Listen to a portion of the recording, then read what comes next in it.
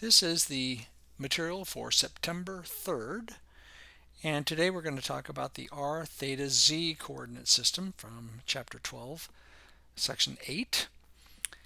And we've already talked about the XYZ coordinate system and the NTB coordinate system, and today the r-theta-z coordinate system. You may ask, why do we have different coordinate systems? Well, there are just different types of problems that are better described by a particular coordinate system or a particular way of describing the motion or the position.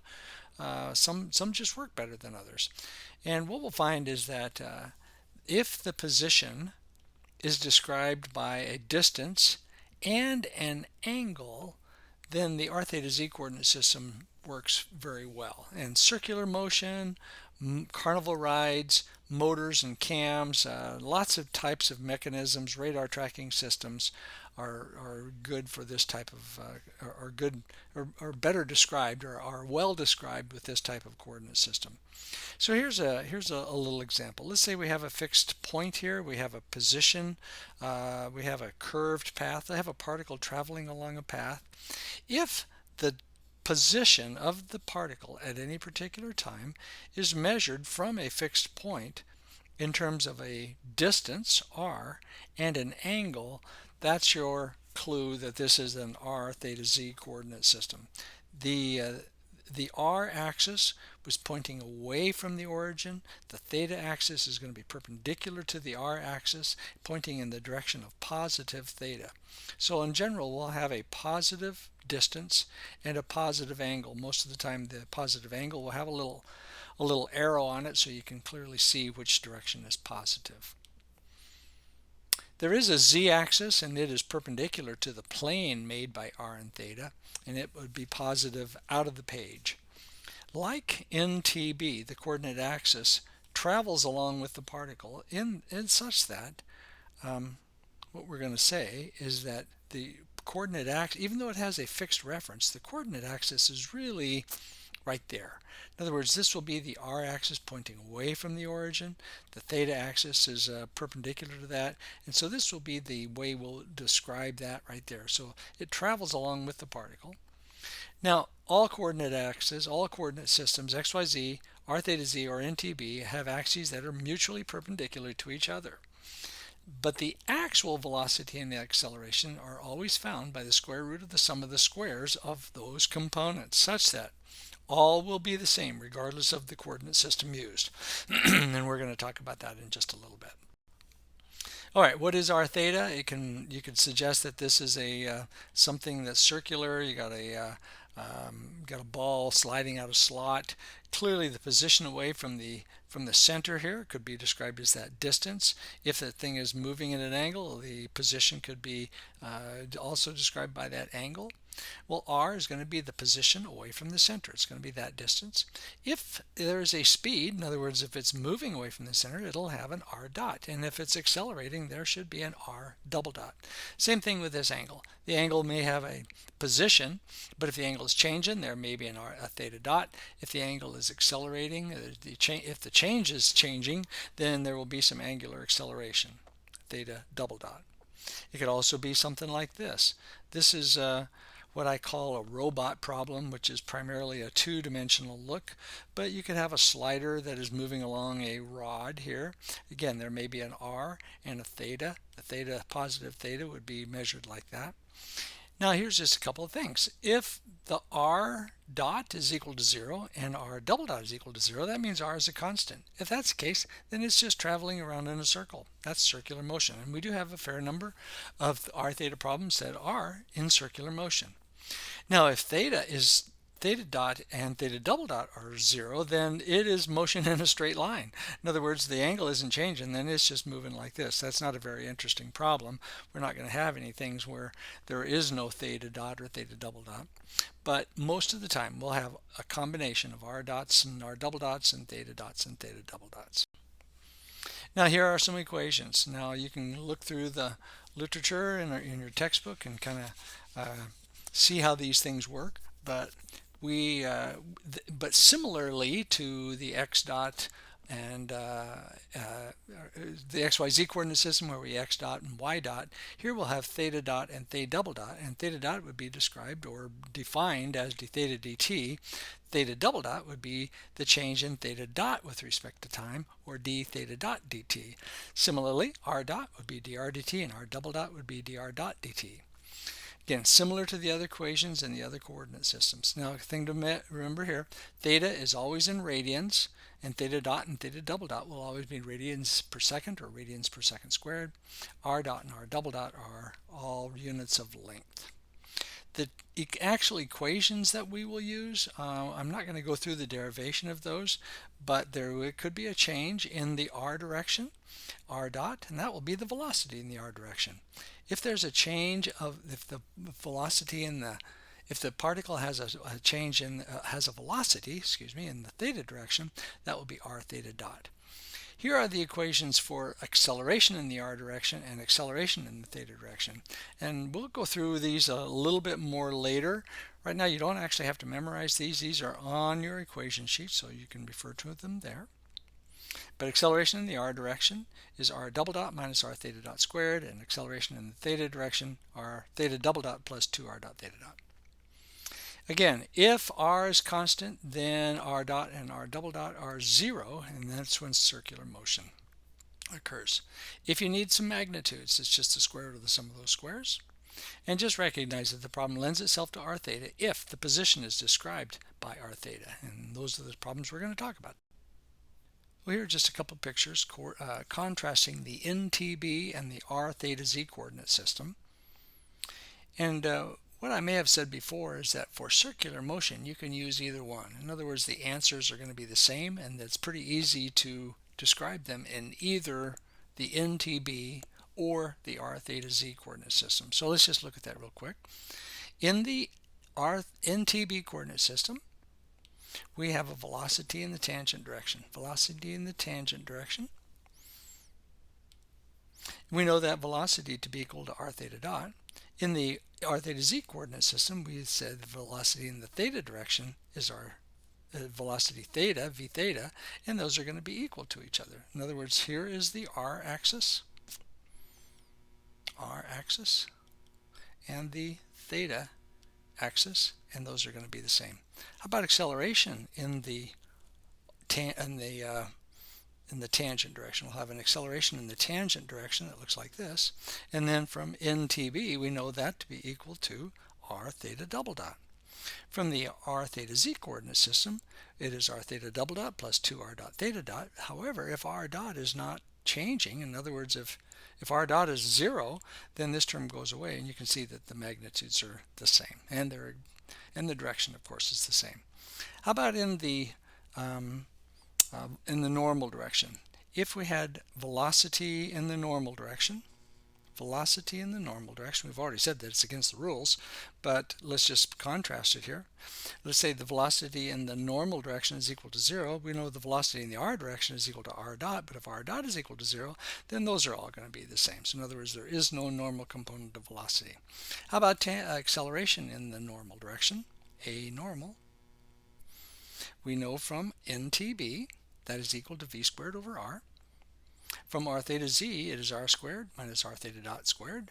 However, if we do a little substitution, we can see that this acceleration in the r direction is r double dot minus v squared over r, except that r double dot is equal to 0. So what we'll have a positive acceleration in the normal direction if we're in the NTB coordinate system. However, the r-axis is positive going that way, so any acceleration in the normal direction or in the r-axis will be negative according to that. All right, how about if r is changing? In other words, r not being constant, but you may have an r dot and an r double dot. Let's just look and see what this is. Well, we know acceleration in the r direction is that. Now, here's our change in the r direction. Let's say that it is the length is getting longer. However, we have this additional component. In other words, this is the kind of the normal acceleration in the normal direction, which kind of subtracts from the acceleration or the rapid change of the r in the r-axis. So we have to combine those two together. And it makes sense because this angle is changing that it would have a normal component of its velocity. Remember, if anytime you have a changing angle or a path along a motion along a curved path, you will have acceleration in the normal direction. So this makes sense. Acceleration in the r direction would have two components. How about the theta direction? Something in this direction. We have r theta double dot. That seems to make some sense. But we have this additional component of 2r dot theta dot. This is kind of a mystery. I can't really draw a picture of it. However, this is called the Coriolis component of acceleration. And that is a little bit of a mystery that was discovered several hundred years ago. But this is something we'll deal with a little bit later. If you have a positive angle, in other words theta positive this way, it could be slowing down or it could be even accelerating in this direction. So in other words, you could have negative theta dot and theta double dot even though you've defined that as positive. Most of the time, however, we're going to be moving in the direction of positive theta. In the r-axis, it could easily have velocity in the r direction going opposite our positive angle, or a positive direction, so easily could have r in the negative direction. And just one little terminology thing that sometimes messes people up. Radial means the r-axis, transverse means the theta axis. And sometimes the textbook uses these radial and transverse terminology. All right, so here is just a few more pictures describing the three coordinate systems. Let's say that you have a path. You have a curved path. At any point along the path, you have a velocity that's tangent to the path. If this is the xy system, you might have a velocity and acceleration in the x and y directions. Same as acceleration. We know that because the path is curved, acceleration will be not just tangent, but there will be a normal component, which means that at any point in time, if you have an acceleration in this direction, you may have a component in the x and a component in the y.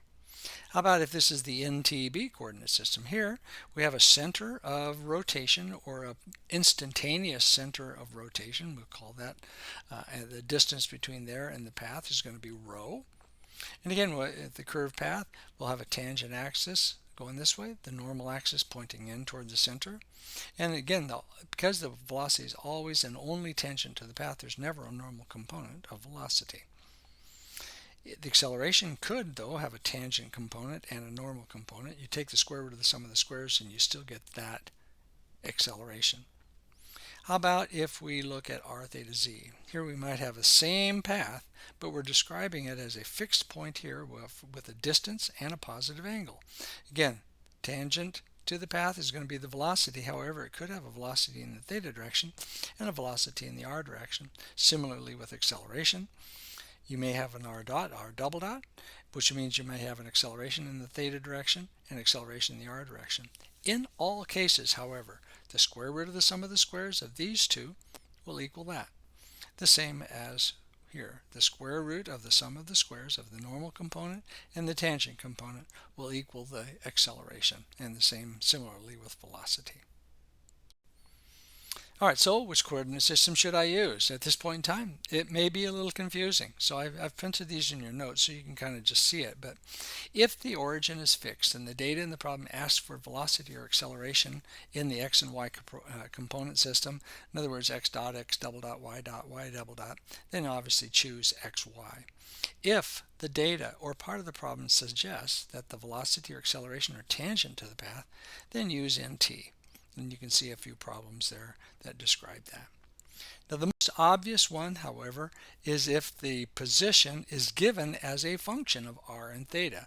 Then use r theta coordinate system. So I think as you read through the problems, in fact, look at these several problems that are on both of these pages.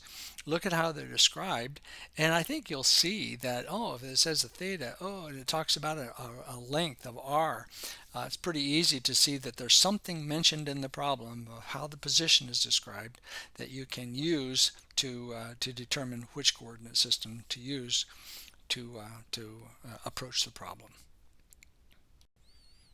All right, here's just a little bit of a review of x dot, x double dot from x. So let's suggest that in this case x is a function of time. If I want to find the velocity, that is dx dt, which is x dot. Acceleration meaning dv dt, which is the derivative of x dot with respect to time, or x double dot. If you have x as a function of time and you want to find x dot, you just take the derivative. You take the derivative of x dot to get x double dot. However, if you are given x double dot and you want to find x dot, you have to integrate.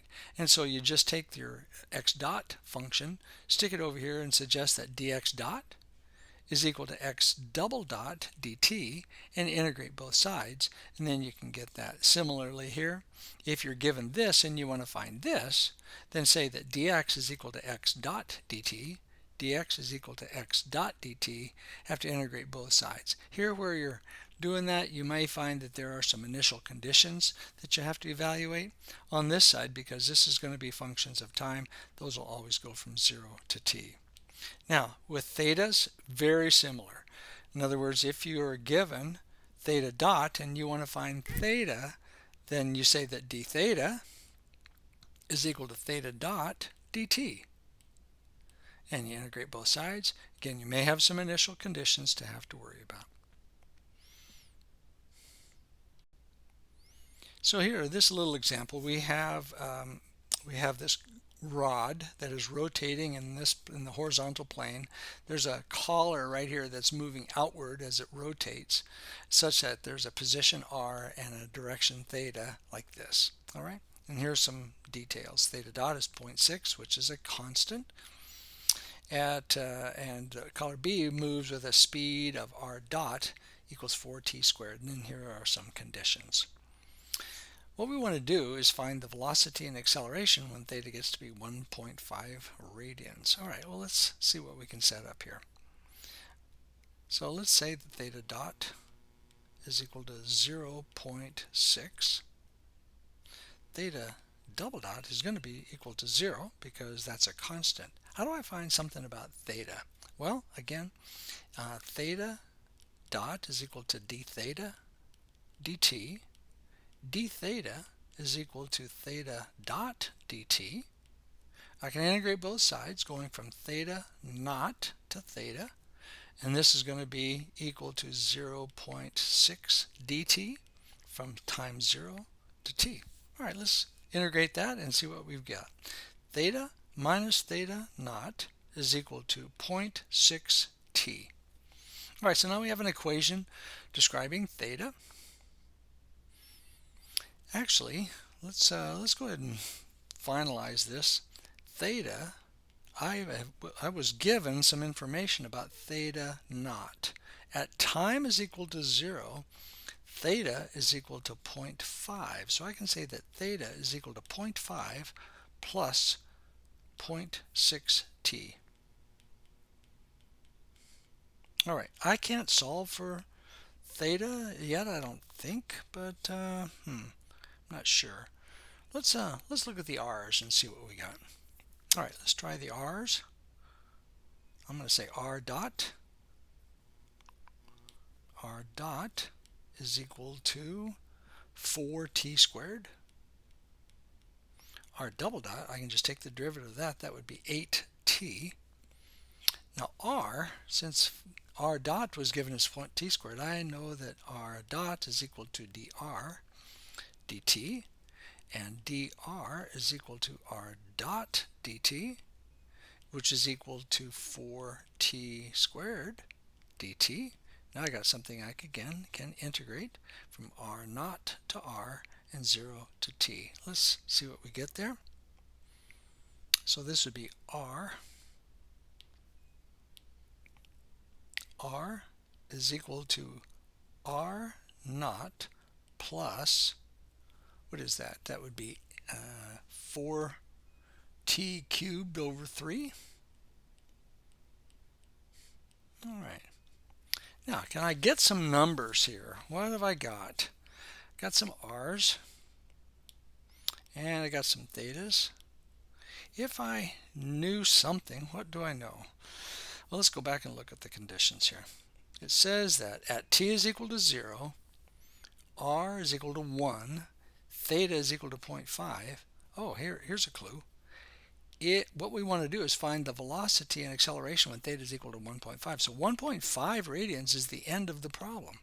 Well, if I look right here, if I say that this is 1.5, I should be able to solve this for t at the end of the problem. So let's just say that at the end of the problem, let me write it here, at end of problem,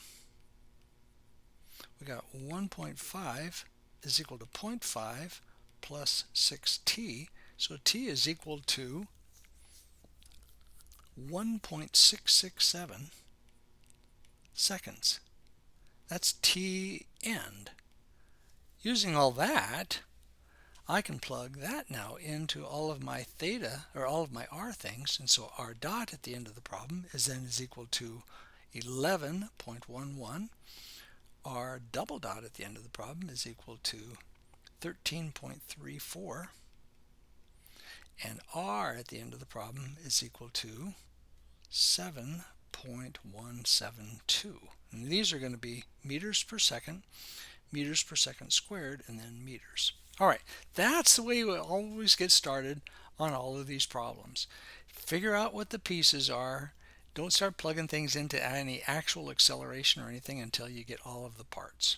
All right, so I've got my theta dot, my theta double dot, and my theta, my ending theta is actually 1.5. Then here's my r dot, r double dot, and r. All right, once I have those parts, let's look and see what we're trying to find. We're trying to find velocity and acceleration. So let me just move it up here and see what we've got. All right, velocity, let me zoom out just a little bit. Velocity in the r direction is r dot, which I've already solved for. Velocity in the theta direction is r theta dot, which is r.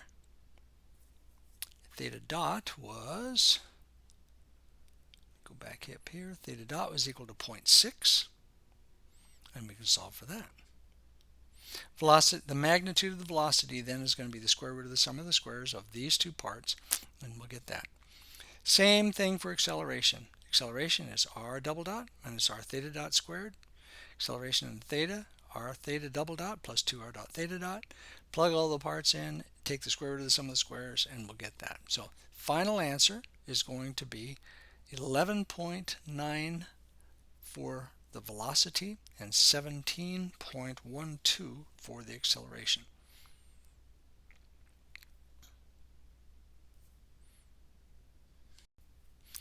All right, here's another one where we have a cam of sorts. What we've got here is this, there's a little ball that's in a slot. So this arm has an open slot right there, a little ball and a spring here. So this spring puts enough pressure on this ball so that it stays attached to the surface as this rod or this arm rotates around. Okay? All right, what we're looking for is something about the velocity and acceleration of that ball. All right, so it rotates with a counterclockwise constant velocity of theta dot. Motion B is constrained and it moves. So this is looking down on it. This could also be in the horizontal axis, this could also be looking at the side view. It could be a vertical axis or it could be a horizontal axis. At this point, it doesn't really matter.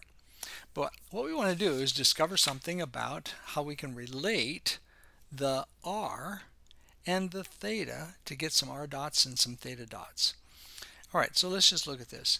It says that there is a relationship between r and theta, right like this. So this is r is equal to 2a, where a is the radius of this circle. So you can see how this is pinned at the very side of this circular pattern. The radius is a, such that if this was all the way out here, this r distance here would be equal to 2a. It gets a little smaller as theta gets a little bit bigger by the cosine. So anyway, here's our relationship.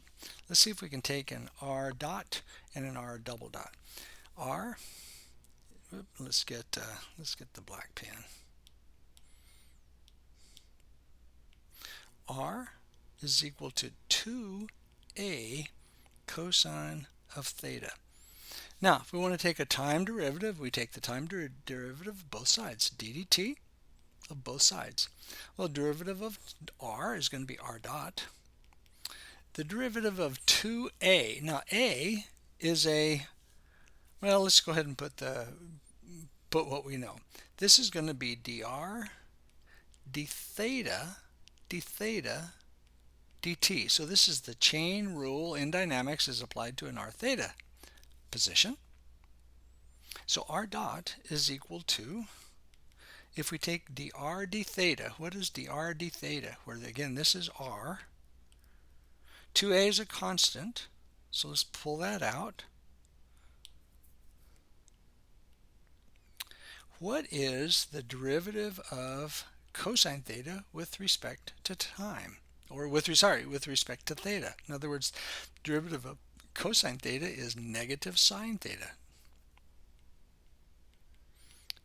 If you remember, derivative of sine is cosine, derivative of cosine is negative sine. So that's as simple as that is.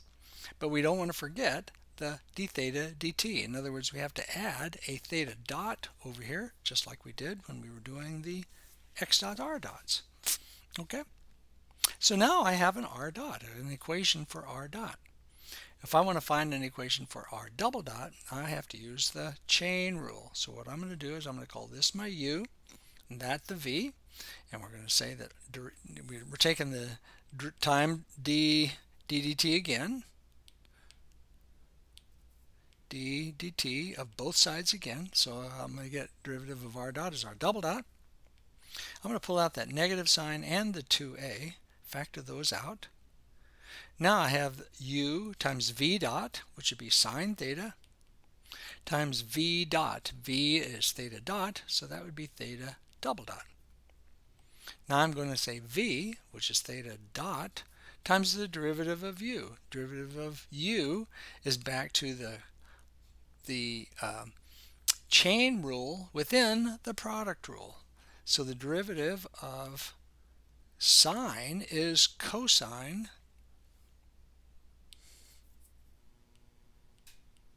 but I don't want to forget that it's the dr dt, so I'm taking the derivative of sine, so that's the derivative of r. Derivative of cosine, sine is cosine, but I don't want to forget that d theta dt. So I'll have another theta dot there.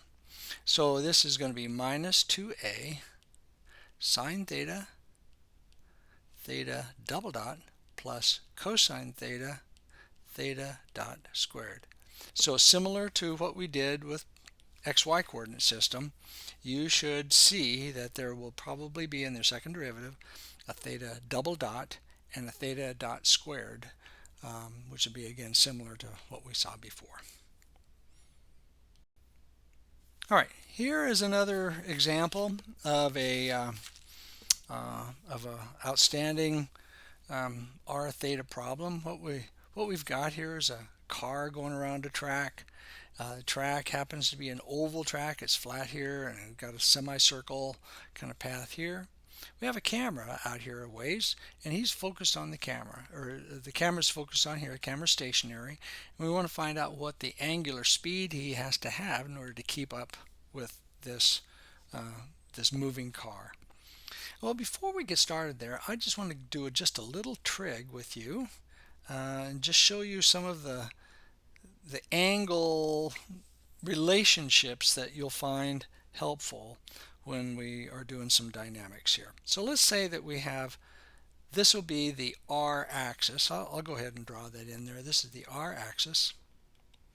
And then perpendicular to that would be the theta axis. All right. These are going to be 90 degrees apart, perpendicular right there. So that one is 90 degrees. Now, we also have this car on a tangent. The velocity is going to be tangent to the path, and it's going to be perpendicular to the radius of this circle. So we'll call this, let me just pay, this is 90 degrees, and then we're also going to say that this one is 90 degrees. All right, does that make sense? If I look now at this triangle. this being an isosceles triangle, or it's not, well, I beg your pardon, it's not an isosceles triangle, it's just a regular triangle. So I've got a 30 and a 20, and if that's the angle theta that I'm trying to measure, I could say that there's an angle alpha right here. So let's just go ahead and write an angle alpha there. Now, let's just look and see what we've done. If this is a right angle and this internal angle is alpha, wouldn't that suggest that this angle is 90 minus alpha? Now, because this is the r-axis and this is the theta axis, this now is a 90 degree angle too. Since this angle here is 90 minus alpha, this angle is back to being alpha. Now let's go ahead and look at this 90 degrees. Here's a 90 degree pattern right here, because this is the axis coming out from the center of the circle. This is tangent, so this is 90 degrees. If this is alpha, that's 90 minus alpha. And then again, if this one is a 90 degrees and this one's 90 minus alpha, that one's going to be alpha. So what we're seeing is that you just march right around a circle or this coordinate situation here. Anytime you have intersecting perpendicular lines, in other words, you have two perpendicular lines that intersecting with two other perpendicular lines, and you can just say alpha, 90 minus alpha, alpha, 90 minus alpha, and just kind of walk your way all around there, and you'll get those angles. Now, with that, let us solve this problem. So let's look again at the. I did something wrong. All right, let's go ahead and solve this problem. So what's going on again is this car, race car, is traveling around a semicircular path out here. It's a constant radius, in other words, a 20-meter radius here as well as here as it goes around. The origin, the distance from there to there is r. It's got an angle theta, and what we're looking for is this theta dot as it goes at a constant speed of 30 meters per second. So let's draw some axes. We're going to say that this is the r-axis. The theta axis is perpendicular. It's got a velocity that is tangent to the path.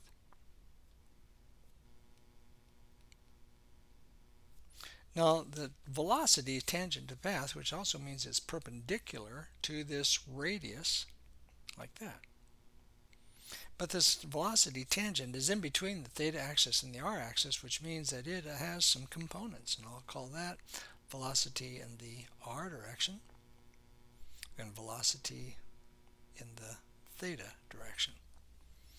This is angle alpha that we talked about before. That makes this 90 minus alpha, which makes this alpha. If this is angle alpha, this is velocity cosine alpha. In other words, this is the velocity, this will be the cosine, and the tangent will be the sine component will be up here.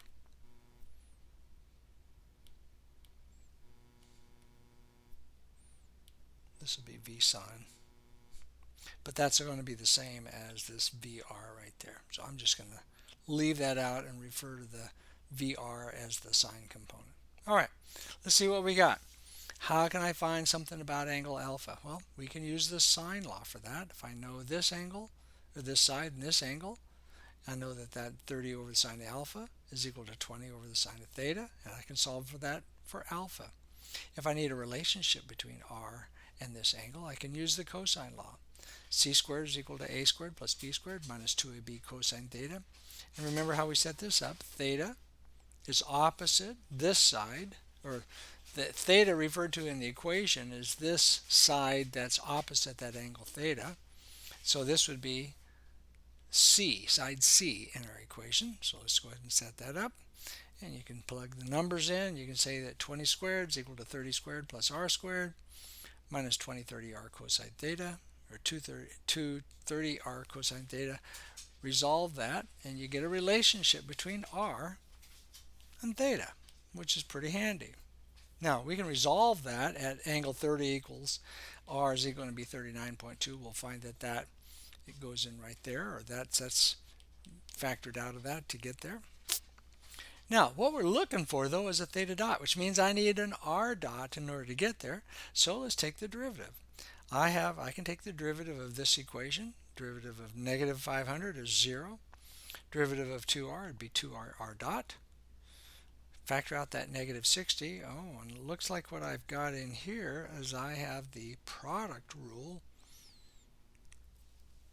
and I'll have to use the chain rule within the product rule in order to do that. So in that case, factor out the negative 60. I'll have r, derivative of cosine, which would be negative sine theta dot, plus cosine theta, derivative of r, is r dot. Now, again, I have a relationship between r dot and theta dot, which includes some r's in here and some thetas. Now I think we're ready to solve. What we're looking for again is this theta dot. All right, let's push this up here just a little bit and see what we get. I know the velocity in the theta direction is I know the velocity is 30 constant. The velocity in theta direction is v cosine theta. The velocity in the r direction is v sine theta. I know v sine theta to be equal to r dot. So that's v is 30. Sine of 48.6 is negative 22.5. Now, why is it negative? Let's go back and look at our picture just real quick. If the velocity is up in this direction, this is the positive r-axis, this velocity in the r direction I know has to be fitted within this quadrant. But since this is positive, I know that that's negative. I don't really have to prove it any other way than that other than to know that VR is negative. So let's just go ahead and keep that there. What I'm looking for is this theta dot. And now that I have an r, a r dot, I should be able to solve that for theta dot. And plugging all those things into this equation, I can solve for theta dot is equal to 0.505 radians per second. So I hope that sort of makes some sense to you. I just have one more problem to go through with you. And here is a slider. It's a kind of a dual slider.